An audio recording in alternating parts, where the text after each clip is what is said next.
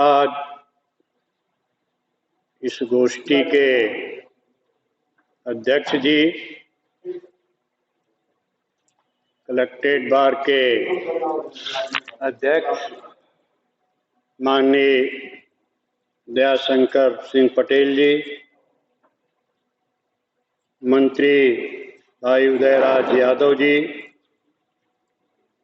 हम लोगों के बीच वकालत करते हुए जज की कुर्सी तक जाने वाले माननीय बीके राम साहब, भाई मनकू जी, मौर्य जी तथा सामने बैठे हुए हमारे अधिवक्ता भाइयों, सबसे पहले संविधान निर्माता डॉक्टर साहब बाबा भीमराव अंबेडकर के विचारों को मैं नमन करता हूं। चर्चा बहुत हो चुकी, हमारे तमाम साथियों ने सामाजिक न्याय के बारे में बहुत कुछ बताया, बहुत कुछ कहना शेष भी नहीं है, लेकिन इतना मैं जरूर कहूँगा, जब भी इस देश में हमारे समाज के लोगों को सामाजिक अन्याय का सामना करना पड़ा, उसका मुख्य कारण रहा अशिक्षा और झूठ। हमारे पूर्वजों को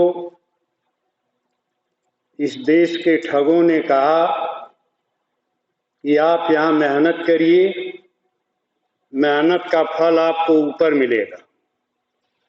हमारे पूर्वज हाड़ तोड़ मेहनत करते रहे, अपने कमाई का पूरा हिस्सा उन ठगों को देते रहे, लेकिन हमारे पूर्वज वहां गए, आज तक किसी ने संदेश नहीं भेजा कि हमको अपनी धरती वाली कमाई का लाभ वहां मिला। लेकिन आज हमें इस बिंदु पर ध्यान देना है और शपथ लेना है कि हमें जो कुछ भी करना है, हमको अपनी कमाई का, हमको अपनी मेहनत का फल हमें यही चाहिए, हमको ऊपर का फल नहीं चाहिए। यह हमें शपथ लेना है साथियों। और वह झूठ और वह शिक्षा आज भी चली आ रही है और हमारे समाज के लोगों को आज भी वैसे ही प्रभावित कर रही है और हमारे समाज के लोगों को सामाजिक न्याय नहीं मिल रहा है। आज से करीब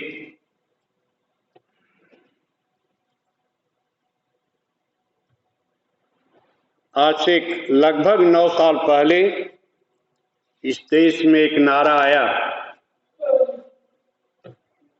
कि इस देश को हम अब भारत नहीं रहने देंगे, हम इस देश को हिंदुस्तान भी नहीं रहने देंगे, अब इस देश को हम डिजिटल इंडिया बनाएंगे।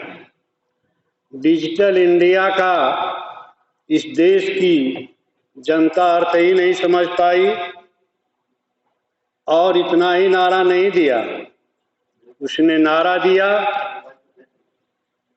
कि हम देश के हर नागरिक के खाते में 15 लाख रुपया देंगे।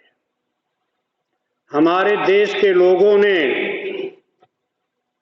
जरा सा भी विचार नहीं किया कि डिजिटल इंडिया क्या है और प्रत्येक व्यक्ति के खाते में 15 लाख रुपया कहां से आएगा। झूठों की सरकार बन गई। वे झूठे आज इतना अन्याय कर रहे हैं जिसका कोई हद्दो हिसाब नहीं है। मैं किसी धर्म और मजहब पर कमेंट कभी न किया न करता हूं, चाहे हिंदू धर्म के मानने वाले लोग हों, चाहे मंदिरों में पूजा करने वाले लोग हों, चाहे मस्जिद में जाकर नमाज पढ़ने वाले लोग। और भारत के संविधान में भी यही व्यवस्था है। सारे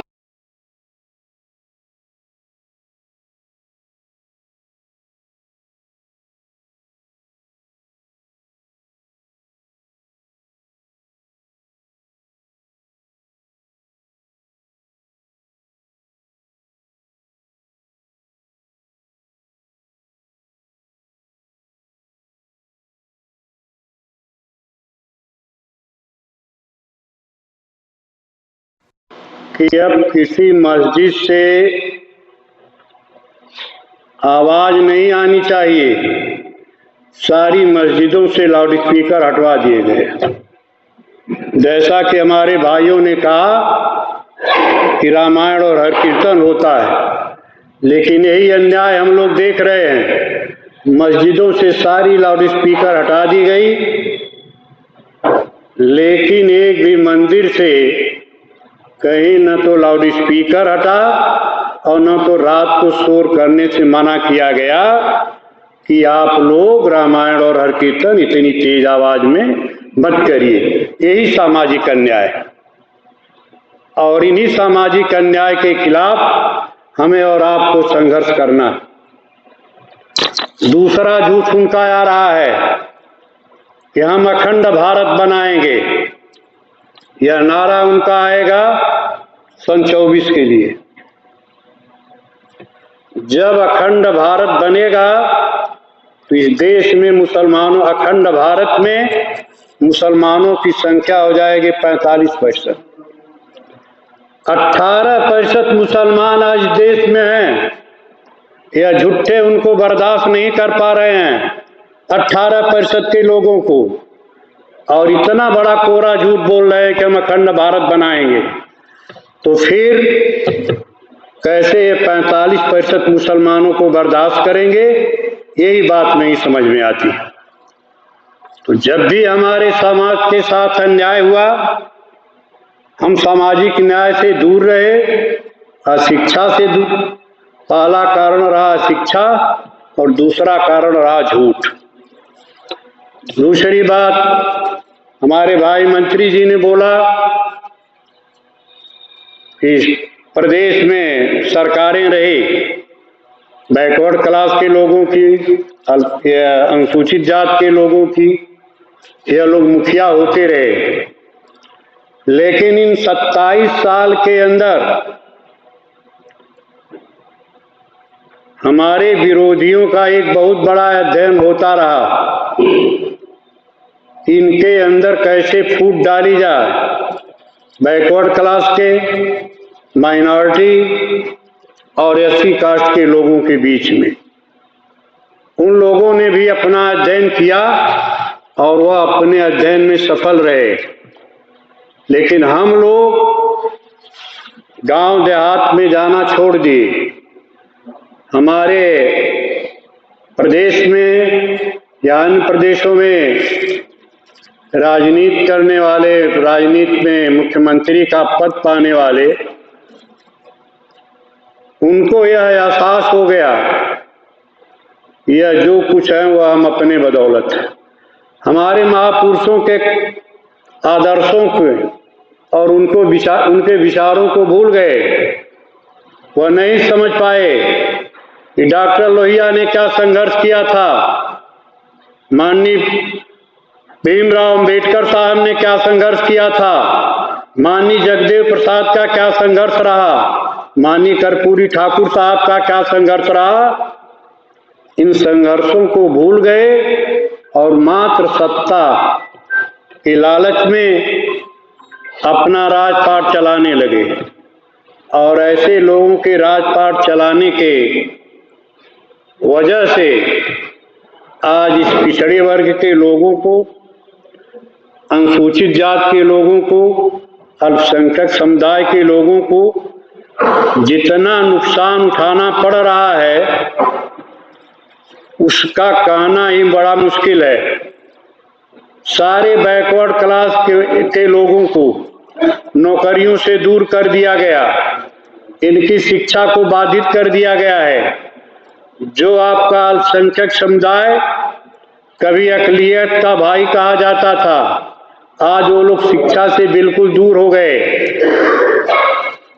और जो हमारे अनुसूचित जात के भाई हैं, उन लोगों को भी अपना कोटा पाना ही सरकारी नौकरियों में, शिक्षा में बड़ा दुर्लभ हो गया है। 2 मिनट का समय लूंगा। साथियों, इस तरह के सम्मेलन, इस तरह की गोष्ठी हुआ करती है, ये सही है, लेकिन मान्यवर कांशीराम साहब, चाहे मान्यवर कर्पूरी ठाकुर रहे, चाहे माननीय नेता मुलायम सिंह यादव रहे, चाहे जगदेव प्रसाद रहे, ये लोग गांव-गांव जाते थे। आज हमारे समाज के लोगों का, चाहे कोई भी हो, चाहे वहाँ नीतीश जी हों, चाहे यहाँ अखिलेश जी या मायावती जी हों, इनके कार्यकर्ताओं का गांव-गांव जाना सबका बंद हो गया है। और आज समाज में जो सबसे बड़ी दिक्कत आई है, जो अध्ययन हुआ है हमारे विरोधियों का, उनको 10 किलो 20 किलो अनाज दे करके उस अनाज को बिकवाते हैं। उस अनाज से उनका थोड़ा बहुत दिन का रोजी रोटी चलाते हैं। उनको शिक्षा से दूर कर दिए। वह सोच नहीं पा रहे हैं कि हमारा अधिकार क्या है। उनको शिक्षा से दूर करते जा रहे हैं। वह गेहूं और चावल पाते हैं, आधा चावल और आधा गेहूं रास्ते में बेच देते हैं, उसका शराब पीते हैं, हाथ से काम करना नहीं चाहते हैं, एकदम से जैसे कर्महीन होकर घर पर बैठे रहते हैं चावल गेहूं की लालच में। ऐसे लोगों की प्रगति रुक गई है। और वह कोई एक बिरादरी नहीं है, अहिर भी ले रहा है, वह अनाज अहिर भी ले रहा है, चौहान भी ले रहा है, मौर्या ले रहा है, भर ले रहा है, पासी ले रहा है, कुर्मी ले रहा है। ये सारे लोगों की जो प्रगति है, यह अनाज जो दे रही है सरकार, इनको केवल कर्महीन बना करके हाथ पर हाथ रखे हुए बैठ करके ये सब अपने लड़कों को पढ़ाना लिखाना तक भूल गए हैं कि हमको आगे क्या करना है। इनको मात्र केवल अपना भोजन है। तो आज के सम्मेलन में हमें और आपको यह शपथ लेनी है कि कम से कम हम भी, आप लोग भी गाँवों में चलें, एक अपनी यूनियन 2-4 लोगों की बनाकर। चौहान लोगों की बस्ती में जाना है, कम से कम 2 चौहान, 1 यादव, 1 मौर्या लोग रहें। उनको समझावें कि ये जो चावल और गेहूं मिलता है लो, लेकिन अपने बच्चों को पढ़ाओ और अपने बच्चों को पढ़ाकर नौकरी की तलाश करो। देखो ये भाजपा क्या करती है, यह भाजपा क्या करती है। आप कलेक्ट्रेट बार में देख लीजिए, चाहे दीवानी के बार में देख लीजिए, जितने सरकारी वकील हुए हैं, एक न तो यादव हुआ है, न एक अनुसूचित जात का हुआ है। मुसलमान की बातें छोड़ दीजिए, राजभर, कोयरी, कहार, भर, पासी, कुर्मी, इन लोगों की बात छोड़ दीजिए, एक भी कोई नहीं हुआ है। अगर हुआ है, आज 25-30 जगहों में 22 से ब्राह्मण हुए हैं दीवानी में सरकारी वकील। वही दशा कलेक्ट्रेट में है, सब के सब ब्राह्मण हुए हैं, कोई पिछड़ी जात का नहीं हुआ है। तो सामाजिक न्याय यही है, सामाजिक न्याय है। अपने समाज के लोगों को जब तक गांव-गांव में जाकर शिक्षित नहीं करिएगा, उनको अधिकारों को बताइएगा नहीं कि आपका अधिकार मात्र चावल खा करके पेट भरना नहीं है, आपके लड़कों को पढ़ाना है, नौकरी कराना है। ठीक है, अपनी बात समाप्त करता हूँ। जय भीम, जय भारत।